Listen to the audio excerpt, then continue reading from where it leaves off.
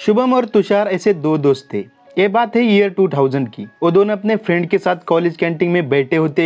ये उनके कॉलेज का आखिरी साल होता है और अभी उनकी प्लेसमेंट चल रही होती, तो उसी के बारे में बातें कर रहे होते। तभी उनकी कॉलेज का एक स्टूडेंट वहां पर आता है और वो अनाउंस करता है कि आज कैंटीन में सभी का बिल वो पे करेगा, क्योंकि उसने एक नई बाइक खरीदी है जिसकी खुशी में वो सबको ट्रीट देना चाहता है। अब शुभम और तुषार फ्री का खाना खाते और सोचते है कि इसने ऐसी कौन सी बाइक खरीदी है जिसकी वजह से ये इतना खुश है, और इसी खुशी में इसने कैंटीन में सभी लोगों का बिल भी पे किया। इसलिए शुभम और तुषार उससे रिक्वेस्ट करते हैं उसकी बाइक देखने के लिए। जैसे ही वो दोनों बाइक को देखते, दोनों की भी आंखों में एक अलग सी चमक आ जाती है, क्योंकि ये बाइक 2000 की रॉयल एनफील्ड बुलेट बाइक होती है। उस समय की क्लासिक लुक्स के साथ आने वाली मोस्ट इन डिमांड में से एक, जिसे ओन करना हर एक यंग लड़के का ड्रीम होता है और आज भी है। ये कहना गलत नहीं है, क्योंकि बुलेट सिर्फ एक बाइक नहीं थी, एक इमोशन हुआ करता था, और इसी वजह से वो लड़का इस बुलेट बाइक को ओन करके इतना खुश था और प्राउड फील कर रहा था। ये देखकर शुभम तुषार से कहता है कि कुछ भी हो, उसे एक दिन ये रॉयल एनफील्ड बाइक लेनी है। और तुषार के ख्यालात भी कुछ मिलते जुलते होते।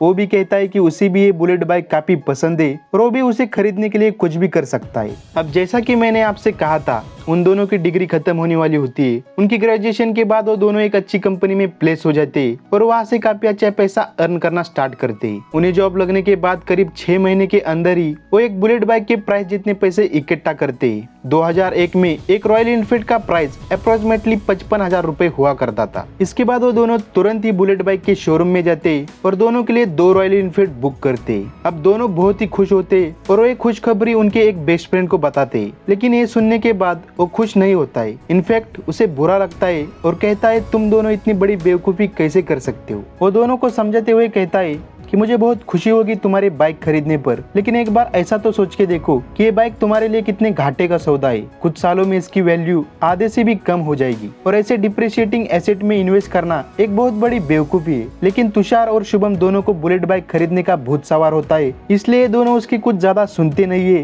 ये देखकर उनका बेस्ट फ्रेंड उन्हें ज्यादा कुछ नहीं कहता है, बस उसके पास एक बुक होती है, वो उन दोनों को देता है और कहता है ठीक है, तुम्हें जैसा सही लगे वैसा करो, लेकिन एक बार मेरे कहने पर एक बुक को जरूर पढ़ना। दोस्तों, ये बुक होती है learn to earn by Peter Lynch. अब इस पर तुषार कहता है कि मैंने कॉलेज में इतनी सारी बुक्स पढ़ी, अब जाके उससे मुझे छुटकारा मिल गया है और तू और एक बुक पढ़ने के लिए मुझे बोल रहा है। ऐसा कहकर वो बुक शुभम को दे देता है और कहता है इसे तू ही पढ़ ले, ये मेरे किसी काम की नहीं। शुभम सोचता है कि एक बार पढ़ ही लेता हूँ इस बुक को। जैसे ही वो बुक को पढ़ के खत्म करता है, वो सबसे पहले जो काम करता है वो होता है बुलेट की बुकिंग को जाके कैंसिल करवाना, और उस बाइक के लिए जो उसने पैसे इकट्ठा किए होते वो आयशर मोटर कंपनी के स्टॉक में इन्वेस्ट कर देता है, और यही कंपनी बुलेट बाइक बनाती है। अब ऐसा शुभम क्यों करता है, चलिए इसे डिटेल में समझते हैं। शुभम ने जो बुक पढ़ी थी लर्न टू अर्न, उसमें का एक इंसिडेंट उसे काफी इन्फ्लुएंस करता है। जब पीटर लिंच बताते हैं कि जब मैंने अपने तीनों लड़कियों के ड्रेसिंग को नोटिस किया तो मुझे पता चला कि मेरी तीनों बेटियां गैप के कपड़े पहनती है, बट अनफॉर्चुनेटली उस समय मेरे दिमाग में ये बात नहीं आई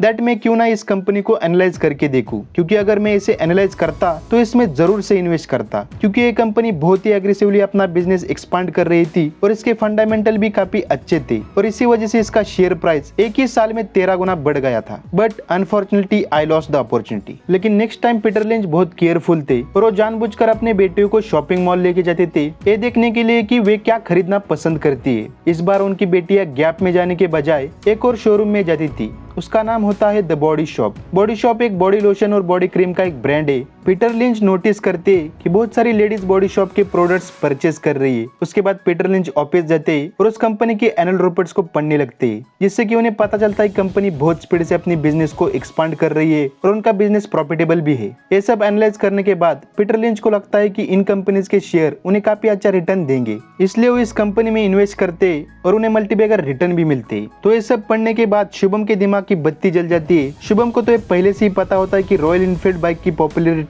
और क्रेज किस कदर का है, इसलिए शुभम रॉयल एनफील्ड खरीदने के बजाय इसे मैन्युफैक्चर करने वाली कंपनी आयशर मोटर में इन्वेस्ट करने का डिसाइड करता है। उस समय आयशर मोटर का स्टॉक प्राइस 3 रुपीज के आसपास था। बिना देरी किए वो अपने 55,000 रुपए के 18,333 शेयर्स बाय कर लेता है और आज इन शेयर्स की वैल्यू लगभग 5.5 करोड़ रुपए की है। आज शुभम चाहे तो मंथली एक बुलेट बाइक खरीद सकता है अगले 30 सालों तक, फिर भी उसकी वेल्थ कभी कम नहीं होगी। और दूसरी तरफ तुषार, जिसने बुक पढ़ने करने से इनकार किया था और बुलेट बाइक खरीदी थी, वो आज भी वही पुरानी बुलेट बाइक अपने पास रखे हुए, वो आज भी एक कंपनी में 9 to 5 की जॉब करता है और उसकी लाइफ पहले जैसी थी वैसी ही आज भी है। तो दोस्तों ये स्टोरी रियल नहीं है, लेकिन ये फैक्ट रियल है कि अगर किसी ने भी आज से 20 साल पहले एक बुलेट बाइक खरीदने के बजाय वो पैसे बुलेट मैन्युफैक्चर करने वाली कंपनी आईशर मोटर में इन्वेस्ट किए होते तो आज उसके पास 5.5 करोड़ रुपए होते। लेकिन दोस्तों मैं इसलिए नहीं बता रहा हूँ कि आपको पास्ट में इन्वेस्ट करना था। इस स्टोरी की सबसे बड़ी लर्निंग ये है कि अगर आप किसी ऐसे कंपनी से फैमिलियर हो जिसके प्रोडक्ट्स को आपके फ्रेंड्स या फैमिली मेंबर्स या फिर आप खुद पसंद कर रहे हो, तो हो सकता है कि वो आपके लिए एक अच्छी इन्वेस्टिंग अपॉर्चुनिटी बने जो आपको मल्टीबैगर रिटर्न दे। सो नेक्स्ट टाइम से आप जब भी किसी कंपनी के प्रोडक्ट्स यूज करें, थोड़ा समय ये देखने में भी निकाले कि क्या ये कंपनी स्टॉक मार्केट में लिस्टेड है,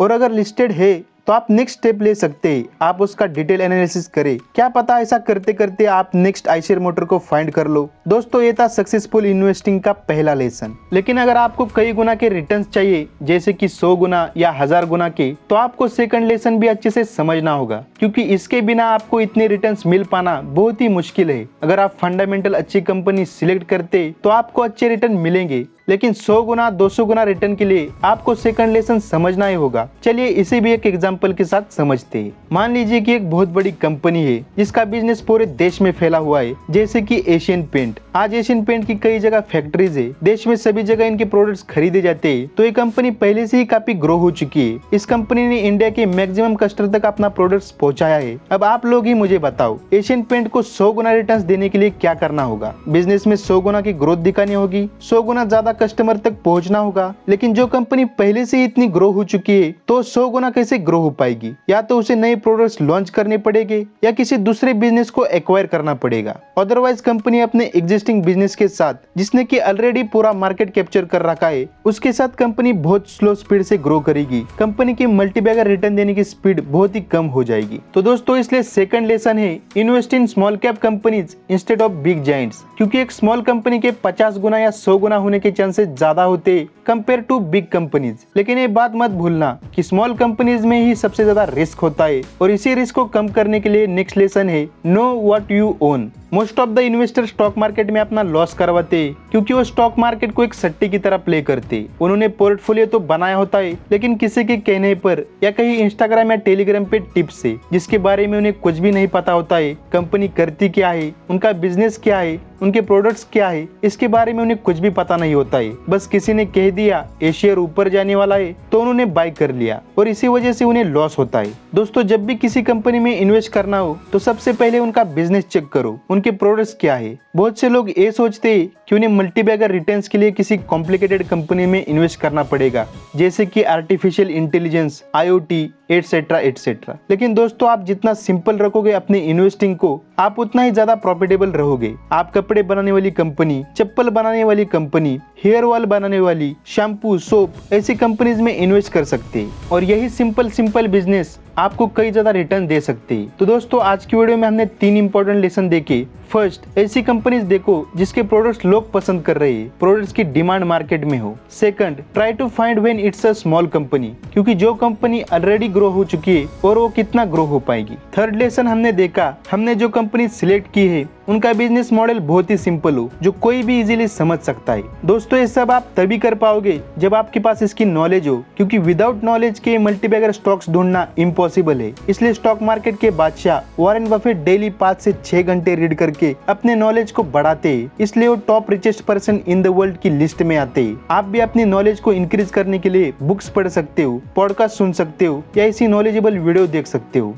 लेकिन अगर आप ये वीडियो यहाँ तक देख रहे हो तो आपके अंदर कुछ नया सीखने की, कुछ नया बड़ा करने की इच्छा है, और आई एम 100% श्योर आप लाइफ में सक्सेसफुल हो गए होगे। क्योंकि अगर आप चाहे तो कोई कॉमेडी वीडियो देख के चले जाते, लेकिन आपने ये वीडियो देख के अपने नॉलेज को इंक्रीज किया है। अगर आप इसी तरह के नॉलेजेबल वीडियो देखना चाहते तो चैनल को जरूर सब्सक्राइब कीजिए, क्योंकि हम ऐसी वीडियोस लाते रहते हैं। अगर आपको ये वीडियो अच्छा लगा तो इसे लाइक कीजिए, अगर नहीं लगा तो डिसलाइक कीजिए। तो चलिए मिलते हैं नेक्स्ट वीडियो में। Finally thanks for watching.